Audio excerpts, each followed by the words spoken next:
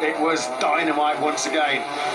Already he's recovered 9 places. He moves alongside the Gian Antonio and Morbidelli. Straight away, he's on the rear tyre. Fabio Quartararo picks off the factory Yamaha rider as well. Through also on an Air Bastianini. At that point, he only had Martin, Bezzecchi, Bagnaia and Acosta ahead of him. 7 places. Marquez gaining that short sweep down to the braking zone for the first corner. Absolutely awesome by the 93. Jorge Martin is now up into 16th place. He's still lapping in the 130s. Problem for him is that Maverick Vinales in the last of the points positions is also doing 130s. He did a 30.9, so that just gives you an idea of the scale of the task ahead of Jorge Martin. Unless a lot of riders drop out, he ain't getting any points from this TCO sprint, and he's hoping for an unlikely saviour in the form of Pecco Bagnaia's best friend Marco Bezzecchi right now. This is not a shock, is it? Marquez coming to the podium battle from the 4th row. He's done it from the 5th row in Le Mans, Catalonia and the Sanctuary on Sundays. This is going to form another spectacular Mandalika 2024 Sirkuit Mandalika. Starter's lap, it was 0.3 of a second after Bezzecchi set the fastest lap of the sprint last time round on a 1:30.6, and he continues to get ever closer. Bezzecchi, as you can see there, is leading trio, so in the top 5 on that 6th.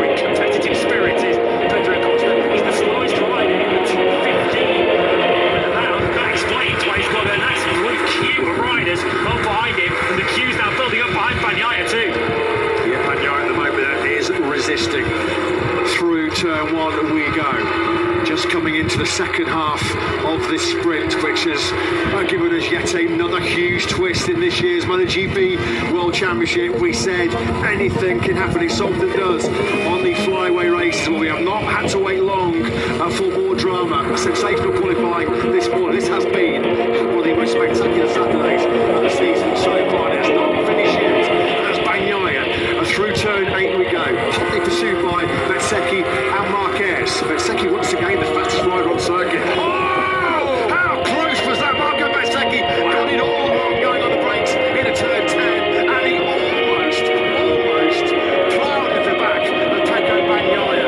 That could have been an absolute nightmare. You want to inches. Do you know what? Marco Bezzecchi there is just praying that he doesn't make contact with Bagnaia. Look at this, he's on the front, locks the front, then going into turn 10. You have to say he did a fantastic job of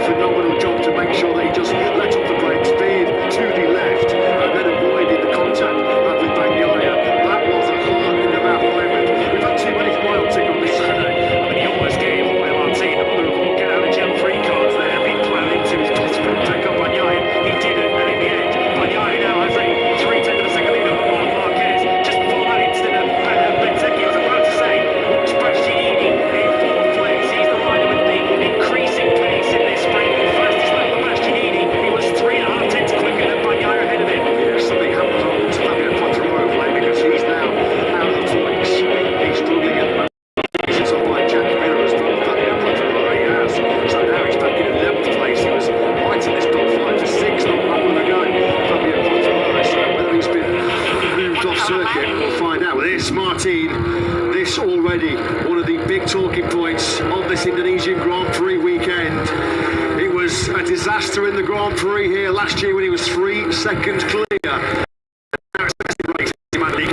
The Jorge Martin blows the lead. He's not a given, is it? That Bagnaia is going to take the full 12 points here because the pressure is building behind him from Marquez and Bastianini. But what a chance, what an opportunity beckons here for Bagnaia to slash into Martin's 24-point lead. He can't even make mistakes himself, Pecco Bagnaia, but generally when he's presented with opportunities like this, he tends to take them. Remember last year when Martin crashed in the race itself from 13th on the grid, Bagnaia dealt out maximum punishment, and he knows, given that he handed the initiative to Martin a week ago, he really needs to take full advantage of this and take the maximum 12 points. Marquez will be intent on stopping him, and Marquez, of course, 60 points off the champion leader Martin. He's got an opportunity to take a major fight to his advantage too. Once again, the top three will set their fastest laps of the sprint so far.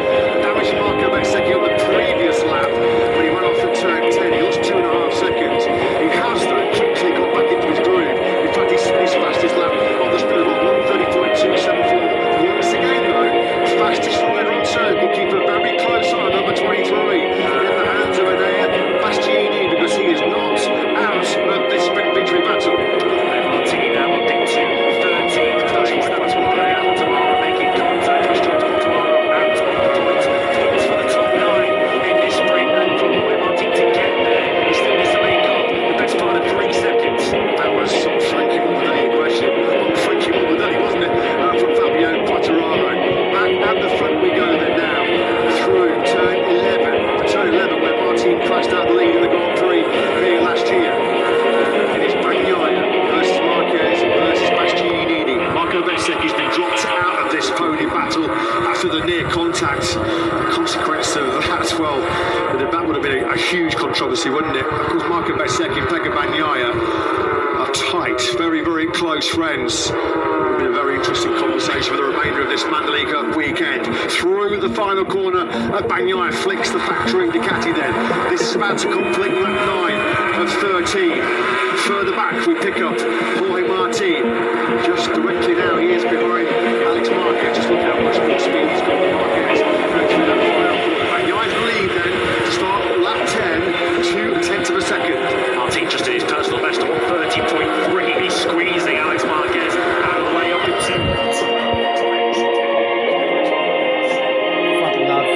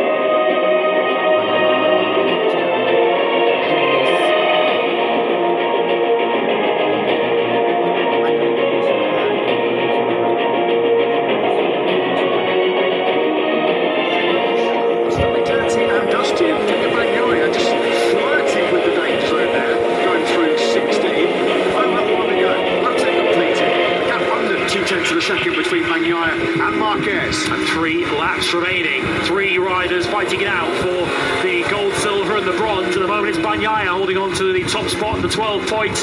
Bezzecchi in a lonely 4th. He's still got the same sort of pace as the top 3, but he hasn't been able to jump across the gap since that mistake. Pedro Costa is still somehow hanging on to 5th place. He's now found race leading pace. He's done a personal best last time around as he keeps Vinales at bay. Once again, the fastest of this top trio was Bastianini. We're riding on board with the Silverstone Grand Prix winner. He boarded the Emilia Romagna Grand Prix winner just 6 days ago. He's going to have to be. Oh, he's just made a little mistake there. Got to be patient, hasn't he, the beast? He senses that he's got the superior pace late on here over Marquez. But it's one thing to get on the rear tyre of the 8-times world champion. It is a completely different ballgame to find a way through on the 8-times world champion, who is going to be fighting for all the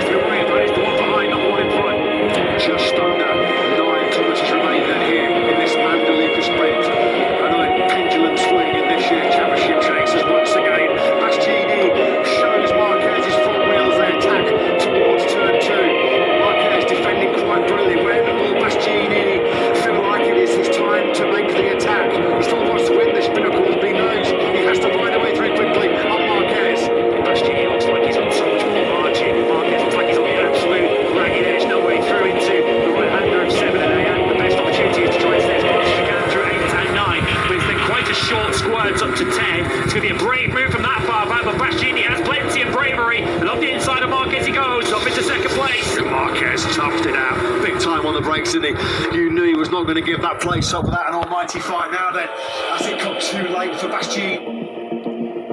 Pasti ini menyalip Marc Marquez di dua lap terakhir.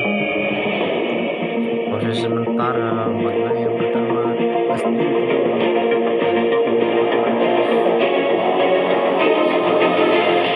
juga di posisi ke-11 sama Marquez di lap pertama itu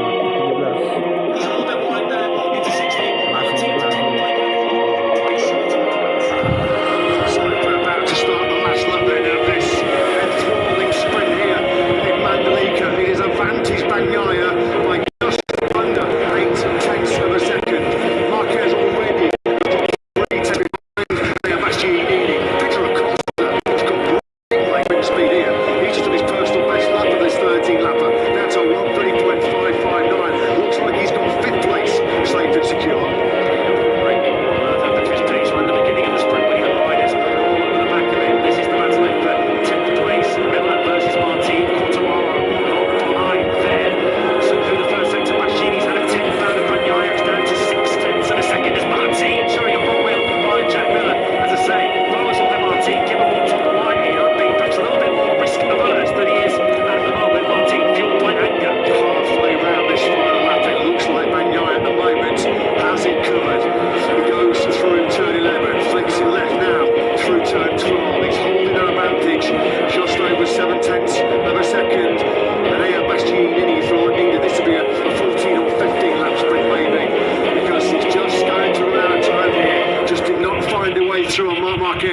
Quick enough.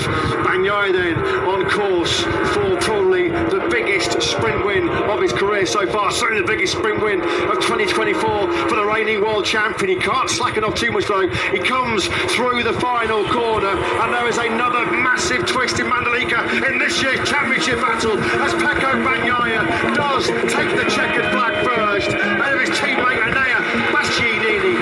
Marc Marquez produces another Saturday stunner from 12th place on the grid to 3rd. Marco Bezzecchi was right in the victory hunt when he made that mistake at turn 10. He was 4th, and Frankie Morbidelli, who produced a brilliant last lap, something up to Acosta on the last lap because he was in the mid 1:31. He was 1.2 seconds behind Frankie Morbidelli. So that cost Acosta 5th place.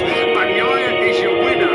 But the other big story, the flip side of that coin in terms of the championship chase, Jorge Martin takes the checker flag in 10th.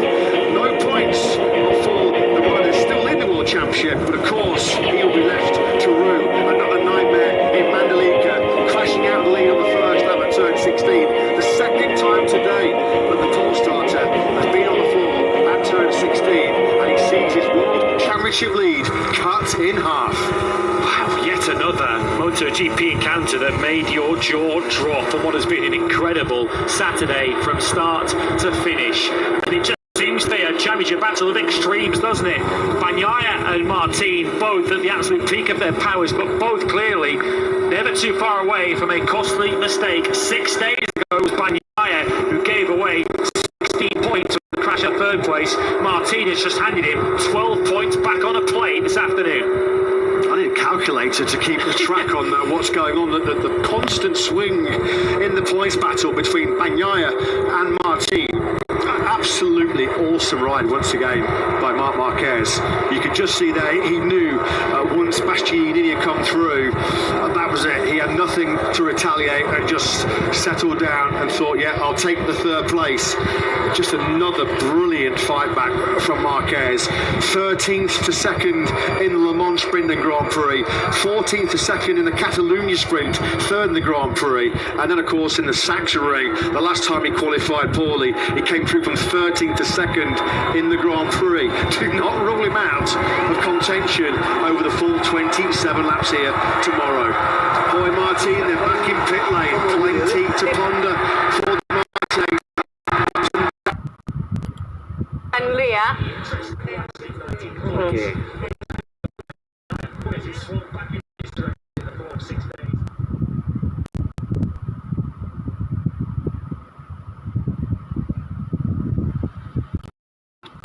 Ya, batiknya betul, gitu kan. Betul. Oke. Sama helm. Aduh. Karena tikungan ini 10 ini memang agak tricky juga nih, bukan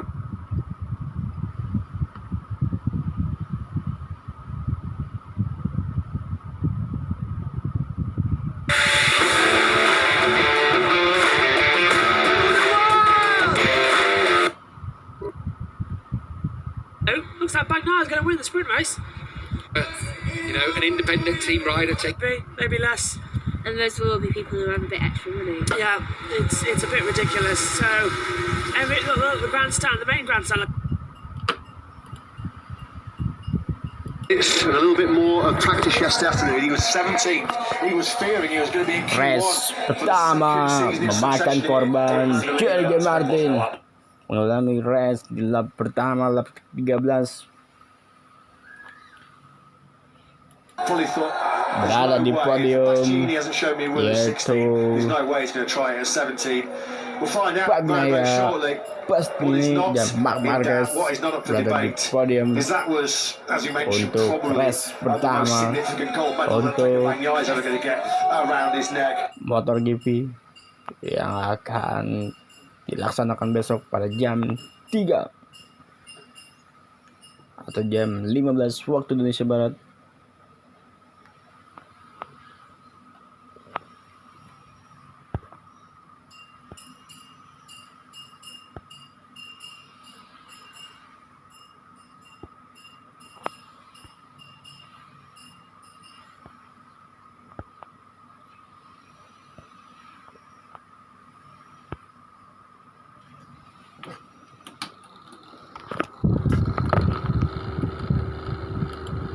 The start device issue to drop back as quickly as he did. Marc Marquez then quickly up the inside of Gian Antonio, sent it on the inside of Quartararo into turn 1 and then took advantage of Bastianini being a little bit wide on the way out of the first corner. He completed that first lap with the crash of course for Martin, already up in 4th place. Of course the Benzecchi near miss with Bagnaia put him onto the podium.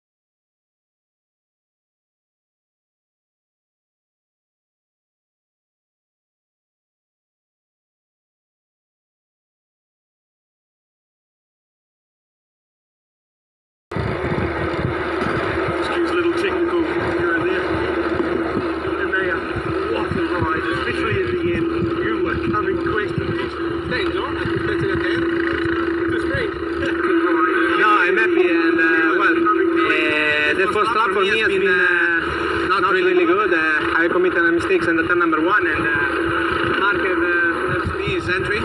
But after I bring my paces and lap by lap I was a bit more faster. And well, in the last lap I tried also to catch Pecco, but the gap was important and nothing. It's okay, the second position. Tomorrow we have the normal race and let's see. Congratulations. Yeah, top ride, that by Bastianini, only his third sprint podium of the season. They've all come in this recent strong run from the beat, of course, victorious in the sprint in Silverstone and on the podium last weekend in Emilia-Romagna. Pecco Bagnaia has a little post-sprint discussion with Marc Marquez. I'm sure Pecco was a little bit worried when he saw plus 0.93, but what a Saturday show from the reigning world champion. He wins the sprint here and he's a Simon. Pecco, every time times get tough, you fight back. What a job. I know everybody knows how important it was to gain points. We gained at 12, so thanks to the mistake of Jorge, we are close back again. From the start of the weekend, it's not the ideal weekend for us. I'm struggling a bit, but during the qualifying this morning in FP2, then I started to many more things about what to do to be fast. The last when I saw the crash, I just said, okay, I don't have to push here, but I'm very happy. Thanks to my team that always is doing a perfect job. Tomorrow will be tough, but in any case, happy for today, and let's enjoy the evening, but focus on tomorrow. Congratulations.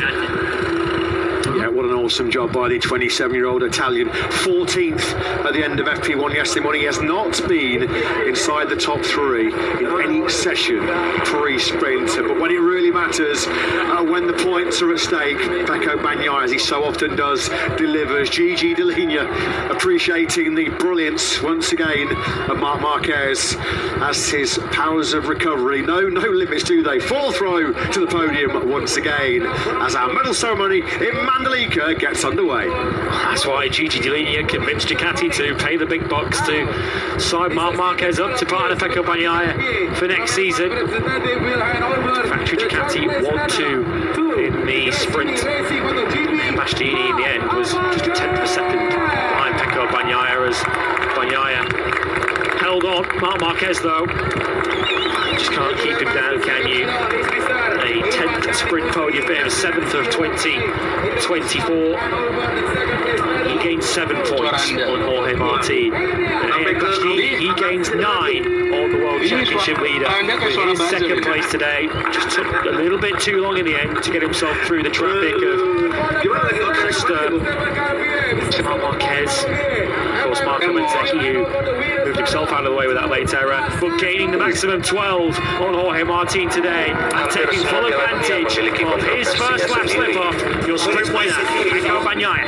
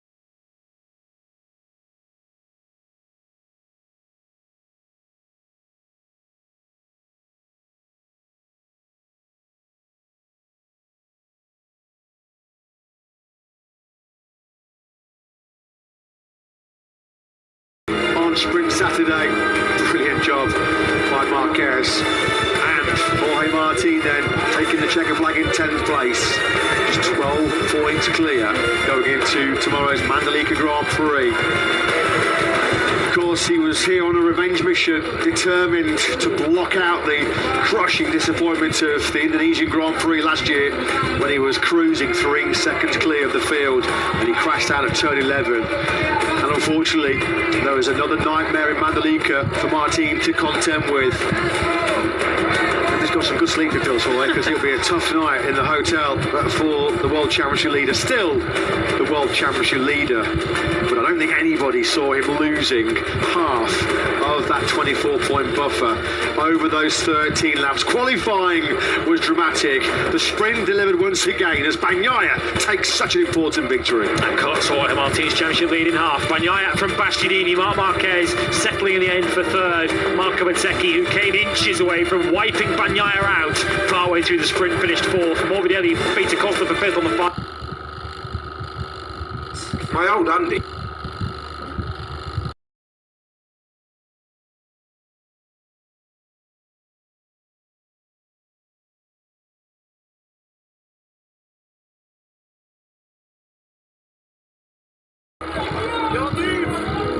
Setelah hampir setengah abad melanggengkan permusuhan di balik layar, akhirnya pada tanggal 13 April 2024, Iran dan Israel melakukan perang secara terang-terangan. Diawali dengan serangan Israel yang menghancurkan gedung konsulat Teheran di ibu kota Suriah, Damaskus, hingga menewaskan 7 garda revolusi Iran.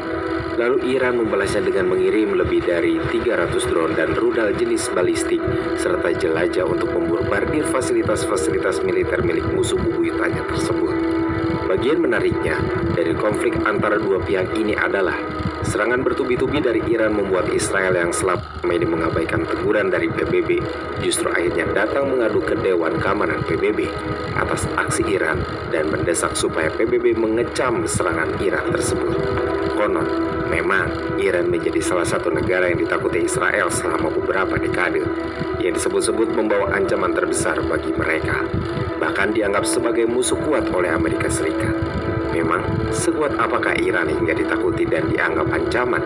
Untuk mengetahui kekuatan Iran, kita harus menengok lagi ke belakang dan melintasi zaman. Kalian tahu nggak, problem paling gede yang dialami sama Indonesia yang bikin dia nggak bisa jadi negara maju, itu istilah simpel. Lu punya duit, lu punya kuasa.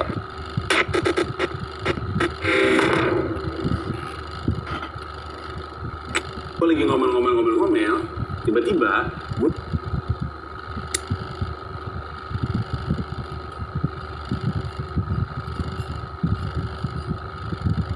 sih, jadi kayak disambut banget gitu ya? Iya, gitu.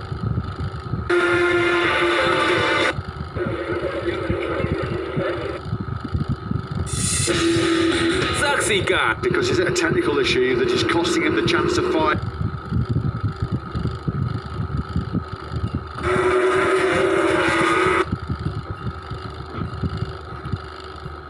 Gitu. Jadi itu adalah sekilas tentang perbedaan fansnya luar sama fansnya kita nih, orang Indonesia. Nah, terus fasilitas kurang lebih sama ya, Madam ya, kecuali si truk-truk yang tadi itu. Ada lagi nggak sih perbedaan yang sangat mencolok, Madam? Apa ya? Dari segi sirkuitnya mungkin, dari segi sirkuitnya itu kalau di luar itu terlihat lebih lebar, mungkin karena mereka juga menggunakan untuk F1 ya. Beberapa sirkuit tuh digunakan untuk F1, tapi kalau di sini kan kayaknya mereka mengkhususkan saat ini untuk balapan motor ya, sama mungkin ada juga sih kayak car rally kayak gitu-gitu, tapi bukan yang setara F1. Tapi semuanya sih overall oke sih, hampir mirip lah menurut aku. Ada beberapa sirkuit yang Angel lihat itu adalah sirkuit lama, Madam. Berarti bangunannya itu permanen dong? Iya, bangunannya permanen. Kalau aku dengar dulu waktu pertama kali buka, itu tuh memang kita kan juga akan dirubah kan, tapi mungkin belum aja. Kita tinggal tunggu aja waktunya kapan kayaknya. Oke, kalau gitu thank you so much Madam Sirkuit. Itu dia ngobrol-ngobrol Angie bersama dengan Madam Sirkuit kita.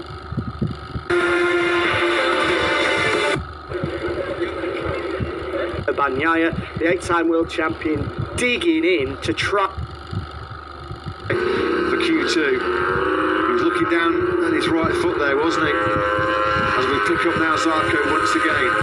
Fernandez and Zarco